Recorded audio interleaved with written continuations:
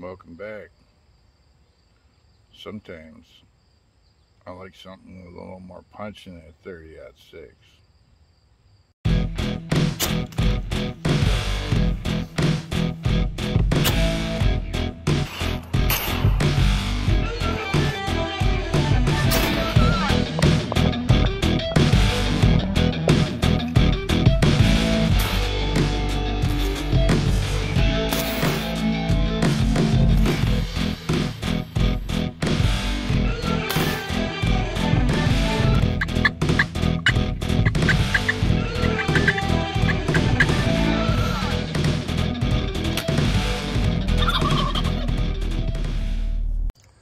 So I drew a bear tag this year, and a classmate has a brother, lives off grid, and him and his wife has been tormented by some bears there. So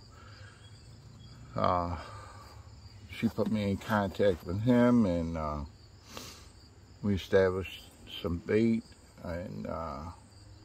and the plan to either take out the sow that she's pretty bold. She comes right to the house. She took the door off the garage, and she's stole the freezer and some other stuff. So the boar can reach a bird feeder that's 8.5 feet off the ground. So I had decided that years ago I bought this thing just for these kind of tasks, and I have this is a model 70.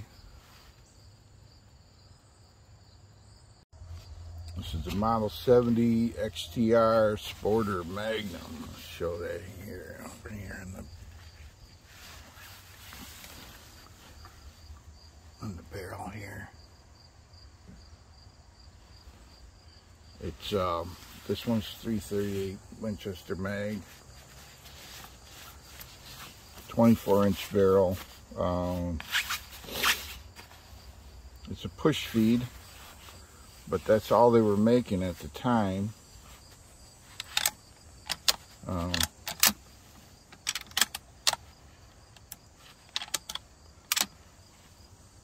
3-position safety.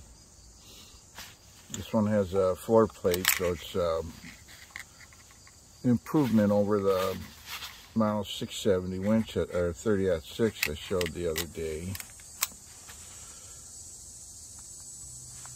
I have this is the sling I was talking about. This is the one I prefer on my guns. Uncle Mike's makes this one, but I went ahead and I tied these locking loops with just some buckskin, because I didn't need that coming on hooked. And then I tie the locking swivels, and then I tie them with some paracord just to make sure that they kind of redundancy. This one has it's got express sights. Flip up express sight, and then I use the loophole QR system on this, but I use loophole bases, and the same thing. You rotate these back. It's probably not, I said 180 in the other video. I don't think it's probably not 180. It's more like 110 degrees probably. But so this can come right off, and if I need to, and then flip up the express sight and use that.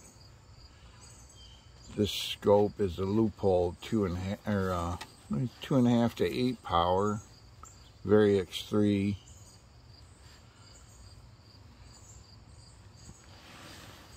Has a pretty firm rubber butt plate, butt pad, and it's the same trigger as the 30-06 I showed. It's I've got it adjusted down to about 2.5.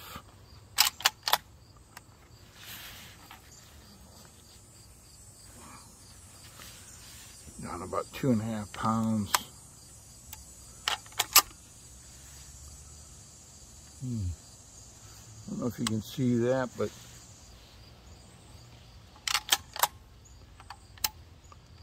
it's safe and the bolt's locked. One of the downsides of a 2-position safety bolt rifle is that this handle, this bolt can rotate up.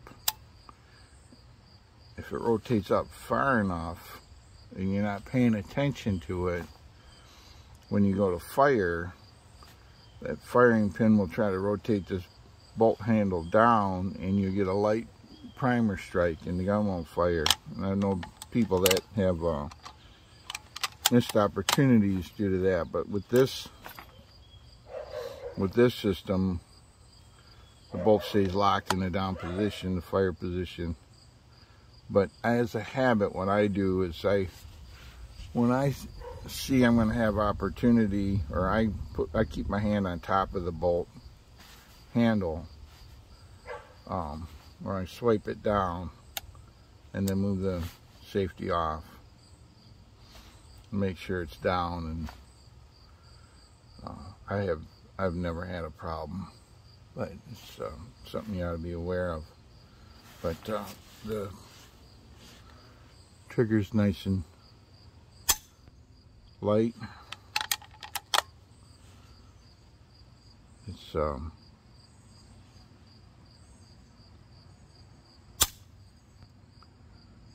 real nice and light, crisp.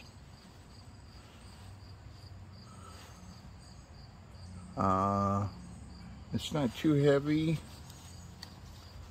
Well, it needs to have some weight. This round, it's again, I use this is a Allen buttstock cartridge carrier, but I put foam in here to adjust my cheek weld. These are hand loads I made for a moose hunt I did in Newfoundland. I took a moose, but these are Winchester Nosler combined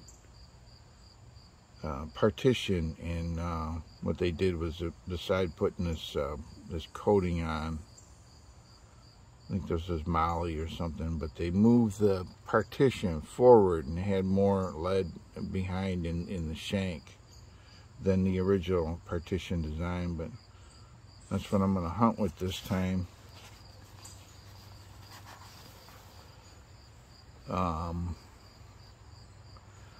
This is when I get out there and I hunt, maybe I'll show this, but this is a lanyard I use it when I go up in a tree stand or saddle, or which is what I'm going to do this trip. I have this, and I throw this over my shoulder, and it prevents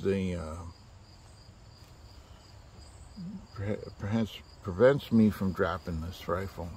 So this thing I got up here holds my phone, my camera. This is what I had on the 30-06 last year. I had the video where I shot a doe, and I had to wait for her to move so I could pick a spot between the trees. But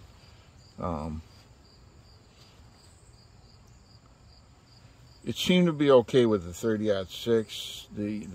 The downside is that the camera, believe it or not, your cell phone probably weighs more than you think, and I think I weighed it with everything that holds it to the gun, weighs about 1 pound. So you're adding 1 pound out here to the gun. It makes it hard to swing if you need to take some take some running shots, but I'll kind of show this setup real quick, and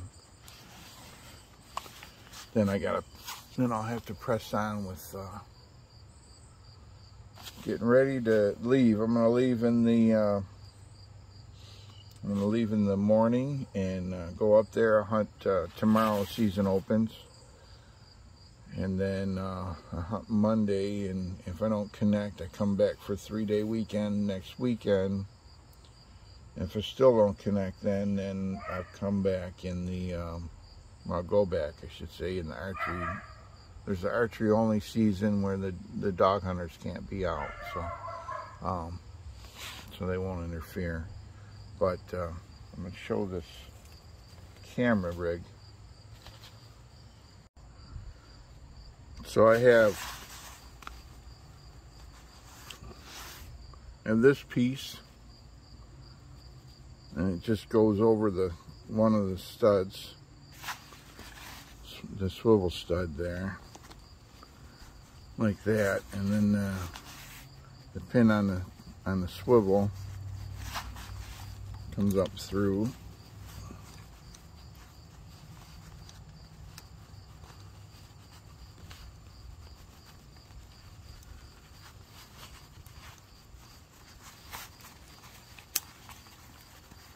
And then locks.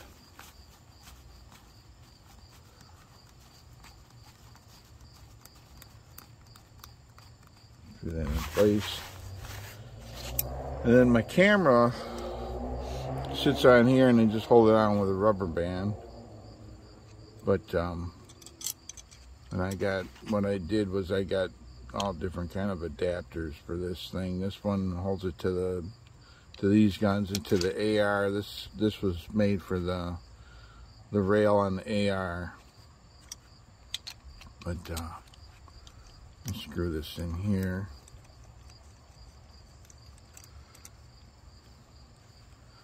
And this allows me to, I just reach up, I'm normally right-handed, but I reach up with my left hand, and I'll double click the camera, so the camera comes on, or I should say the phone, so the camera comes on, and I'll just swipe to video and hit record as soon as I determine I might have an opportunity.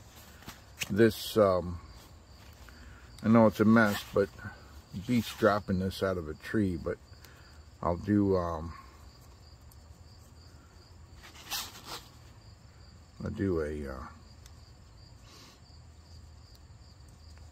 attach just like this. My camera will go on here with the rubber band, and then these two screw heads go up, and it slides forward, and it'll latch on here like that. And then as a little bit of redundancy for that, I'll shove this this cord up in here, so that's less likely to come on clip. And then that's how I record my hunts. That way I don't have to aim a separate camera.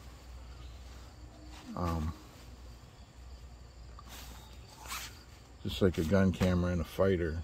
That was my background, so that's why I prefer this, I suppose.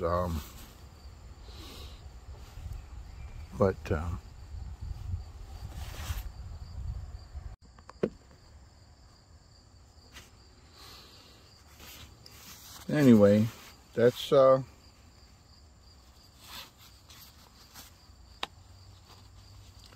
pretty much the whole show here.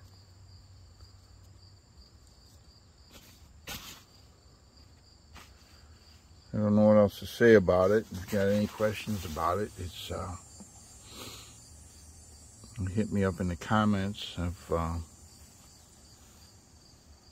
I've taken a moose with this, black bear, several deer. It's got some authority. I'll say that. If you have never used one, The only thing, well, the moose was steeply quartering away shot, and was a young bull, and I shot him, and I had to go and went through the paunch on that, and the guide, there was no blood on the ground, there was no exit, and the guide tried to convince me that I had missed, and I would have shot him again, but by the time I recovered from recoil, he had bolted. So, and then there was a cow there we had to chase off, and that was kind of different, because we got within 10 feet of her, and she's looking for him, and we're trying to get her to run away, but we finally found we split up, and this bull had gone, he had followed around the side of a terrain feature. It was a steep it was a small hill, or knoll. And I heard the guide yelling, and I ran over there, and you see where I hit him forward of the left quarter. And when we dressed him out, the heart was bloodshot. There was one of the other guides liked to have the tongue if he didn't want it, and he liked to have pickled tongue, and then he wanted the heart too, but the heart was bloodshot. So put my finger in the hole. There was a hole in it. There was a hole in and no hole out. I put my finger in there, and I touched something hard, jagged, and it was one of those Nas or Winchester combined 250 grain. It had hit him in the center of the heart, and it had gone about halfway through.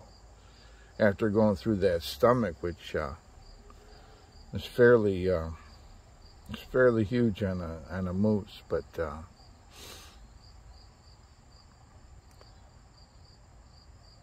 luckily I did have those. I think if I had anything with a weaker construction, I probably wouldn't have penetrated deep enough to take that moose. But anyway, I'm gonna head up tomorrow early in the morning, and we've got the bears have kind of started to hit the bait again. They didn't really like or they didn't prefer that corn mash bait I had made for them with the molasses. They ate it at first, but when the berries came out, they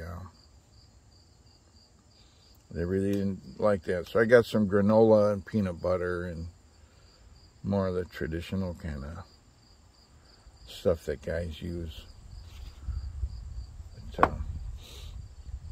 But, we know there's a young bear. I'm not going to shoot him, but I guess if that big sow comes in, or that really big boar that's hanging around now, we'll see what we can do with this. Thanks for stopping by.